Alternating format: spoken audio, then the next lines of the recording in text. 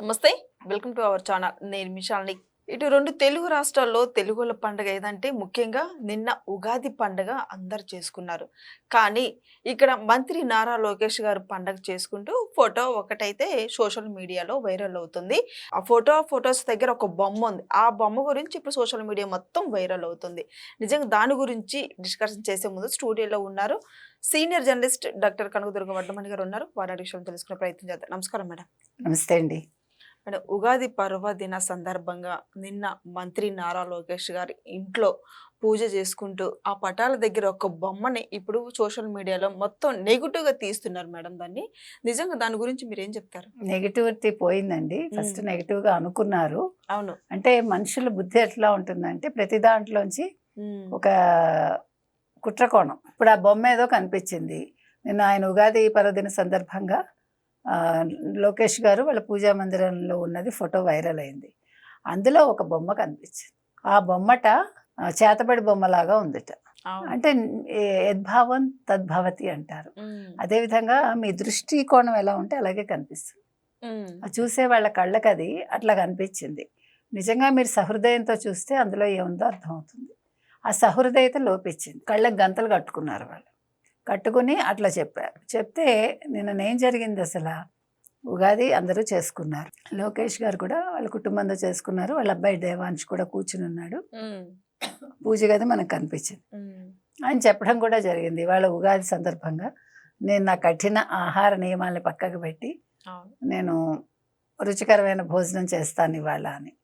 అంటే మనకు అందరికీ బొబ్బట్లు చేసుకుంటాం, పులిహోర చేసుకుంటాం. మన పండగ అదే కదా. ఉగాది పచ్చడితో పాటు మనకి పూర్ణం అనేది మనకి చాలా ప్రసిద్ధి. అంటే మనకి అది మంచి రోజు అని మనం చేస్తాం అట్లా. సో ఈ నేపథ్యంలో కనిపించిన ఒక బొమ్మ ఇంత గందరగోళానికి దారితీసింది. దాని మీద ఆయన వివరణ ఇచ్చారు లోకేష్. ఏమని? దేవాంశ్ 4వ క్లాస్లో ఉండగా ఆ బొమ్మ తయారు చేశాడు. అంటే శివుడు అంటే చాలా ఇష్టం దేవాంశ్కి. తను సొంతంగా తయారు చేసిన బొమ్మ అది. పక్కనే ఒక శివలింగం కూడా తయారు చేశాడు. ఈ రెండూ కూడా తను ఇష్టపడ్డాడు కాబట్టి మేము పూజా మందిరంలో పెట్టాము. అది మనం మెచ్చుకోవాలిగా. ఎందుకంటే పిల్లల్లో ఉండే సృజనాత్మకతను మనం ఎంకరేజ్ చేయాలి. దాన్ని మనం విసిరికొట్టకూడదు. ఇప్పుడు ఆ బొమ్మలా ఏం చేసావులే అని పడేయకుండా ఆ పిల్లాడి మనసు తృప్తి పడేలాగా దేవుడి మందిరంలో పెట్టాడు. అతను శివుడి అంశ కాబట్టి ఆ బొమ్మ ఎలా చేశాడంటే మీకు బ్లూ కలర్ వేసాడు. ఇప్పుడు మీకు కృష్ణాజినం అంటారంటే ఏంటి జింక చర్మం కదా వేసుకుంటాడు ఆయన. సో ఆ చర్మం బదులు ఇతను బ్లూ కలర్ ఇట్లా వేశాడు. ప్లస్ కిందన బ్లూ కలరే కట్టాడు. అంటే నీలమేఘశ్యాముడు. ఇప్పుడు ఎవరు? కృష్ణుడు నీలమేఘశ్యాముడు. ఈయన గరళ కంఠుడు.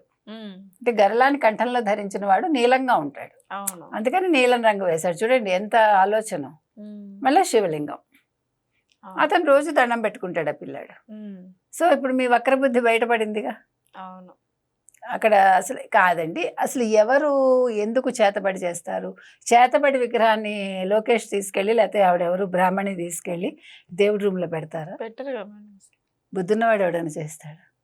అసలు మీకు ఎందుకు? వాళ్ళ ఇంట్లో ఏదో బొమ్మ పెట్టుకున్నారు. ఇప్పుడు కొంతమంది తల్లిదండ్రుల ఫోటోలు పెడతారు చనిపోయాక. పిల్లలు మారాన్ చేసి వాళ్ళ బొమ్మలు పెట్టరండి కొన్నిసార్లు. వాళ్ళకి ఎంతో ఇష్టమైన బొమ్మలు ఈవెన్ మనం అనకూడదు, జంతువుల బొమ్మలు కూడా పెట్టుకుంటారు. అంటే మనకొకటి ఏంటంటే మన ఏమనాలి, హిందూ ధర్మంలో మనకి కాలభైరవుడు చాలా ముఖ్యం. దాని మీద కూడా చాలామంది నెగిటివ్ మాట్లాడతారు. కుక్కమేళలో వీళ్ళు గారెల దండ వేస్తారు, కాశీ వెళ్ళొచ్చని. ఇంతగా అన్నవాళ్ళు కూడా కాశీ వెళ్ళొచ్చారు. అట్లా కొంతమంది కమెంట్స్ చేస్తూ ఉంటారు. వాళ్ళ పేరుకి మేము ఏ దేవుడిని నమ్మమంటారు, అన్ని గుళ్ళు తిరుగుతూ ఉంటారు. ఎందుకు అబద్ధ బతుకంటాను నేను. అవును. అట్లాగా ఒక్కొక్కళ్ళ నమ్మకం ఒక్కోటి. మనకి ఏనుగు మనకి చాలా ముఖ్యం. పులి కూడా చాలా ముఖ్యం. అంటే అమ్మవారికి పులి వాహనం. అట్లా మనకి గజేంద్ర మోక్షం ఒక కావ్యమే ఉంది మనకి. సో జంతువులు కూడా మనకి మమేకం అవుతాయి. మీకు తెలుసా ముస్లిమ్స్లో ఈ జంతువుల బొమ్మలతో ఉండే ఆభరణాలు పెట్టుకోరు. వాళ్ళకి చాలా తప్పు. ఈవెన్ చీరల్లో బట్టల్లో కూడా యాక్చువల్గా వాళ్ళు వేసుకోకూడదు. వాళ్ళకి వాళ్ళ ఖురాన్ ఒప్పుకోదంటారు. కానీ మనకు అట్లా లేదు. మనం అంటే మనం మనుషులకు ఎంత ప్రాముఖ్యత ఇస్తామో ప్రకృతికి కూడా అంతే ప్రాముఖ్యత ఇస్తాం. హిందూ ధర్మంలో ఉండేది అది, హిందూ మతంలో ఉండే గొప్పతనం. మనం జంతువుల్ని మనతో సమానంగా చూస్తాం, పశుపక్ష్యాదుల్ని కూడా. ఎందుకంటే మనకి గరుడు చాలా ముఖ్యమే, నెమలి ముఖ్యమే, ఎలుక ముఖ్యమే మనకి. అవును. మీరు తీసుకుంటే కనుకైతే సకల జీవరాశులు మనిషితో సమానంగా మన పురాణాల్లో చోటు సంపాదించుకున్నాయి. అందుకని ఇవాళ దేవాంశు విషయంలో ఒక బొమ్మ చేసిన ఒక రగడ, దానికి లోకేష్ ఇచ్చిన ఒక వివరణ ఈ గొడవ సద్దుమణిగినట్టుగానే ఉంది మొత్తానికి. నేను ఉగాది పండుగ సందర్భంగా ఇప్పుడు పంచాంగ శ్రవణం గురించి మీరేం చెప్తారు మేడం? లేదండి, ప్రతి ఉగాదికి మనకి పంచాంగ శ్రవణం చాలా ముఖ్యం. సోషల్ మీడియా వచ్చాక మనకి ముందే పంచాంగ శ్రవణం అయిపోతుంది. మనకి ఎంత రాజపూజ్యం ఎంత, అవమానం ఎంత, లేదు ఆదాయం ఎంత, వ్యయం ఎంత ముందే తెలిసేసుకుంటున్నాం, ఏ రాశికి ఎలా ఉంది అని. తర్వాత అసలు ఇదివరకు ఏం చేసేవాళ్ళంటే పంచాంగం అనేది పూజలో పెట్టి చాలా మనం నిష్టగా చేసేవాళ్ళం. అంటే పచ్చడి ఎంత ముఖ్యమో మనకి, ఉగాది పచ్చడి, పంచాంగం ఇవన్నీ మనం దేవుడికి మనం నైవేద్యంగా పెట్టేవాళ్ళం. ఇప్పుడు ముందే అన్నీ తెలుసుకున్నాక ఏముంటుంది అందులో స్వారస్యం? ముందే అన్నీ చెప్పేస్తారు, ఒకరోజు ముందే మీకు అన్నీ కూడా సోషల్ మీడియాలో వచ్చేస్తున్నాయి. దీనివల్ల మనకి నష్టమే కదా, అంటే ఆ కుతూహలం పోతుంది. అయినా కూడా ఎక్కడికక్కడ పంచాంగాలు చదువుతున్నారు. ఆయా పార్టీలు కూడా పంచాంగ శ్రవణం పెడుతున్నాయి, మంచి చెడు కూడా ఉంటున్నాయి. కాబట్టి పంచాంగ శ్రవణం అనేది వినడం, దానివల్ల జరుగుతుందా లేదా తర్వాత. పరాభవం అనగానే ఈ సంవత్సరం అందరికీ పరాభవమా? అందరికీ ఎందుకు ఉంటుంది? మనం తప్పు చేస్తే ఉంటుంది, లేకపోతే ఏముంటుంది. అన్ని కాలాల్లాగానే ఈ కాలం కూడాను. సో నెగిటివ్ మనకు అవసరం లేదు, మనం సవ్యమైన పనులు చేసుకుంటూ వెళ్ళిపోతే కాలం అదే నడుస్తుంది. అవును, అంతే కదా. సో మొత్తానికి పరాభవనామ ఉగాది సంవత్సరం నిన్నను లోకేష్కి దేవాంష్కి ఒక చిన్న కాంట్రవర్సీతో మొదలయ్యి మొత్తానికి ఆ కాంట్రవర్సీ సమసిపోయింది. సో ఉండే చెడేదో నిన్ననే కొట్టేసిందని మనం అనుకోవచ్చు వాళ్ళిద్దరికి. Thank you madam. Thank you.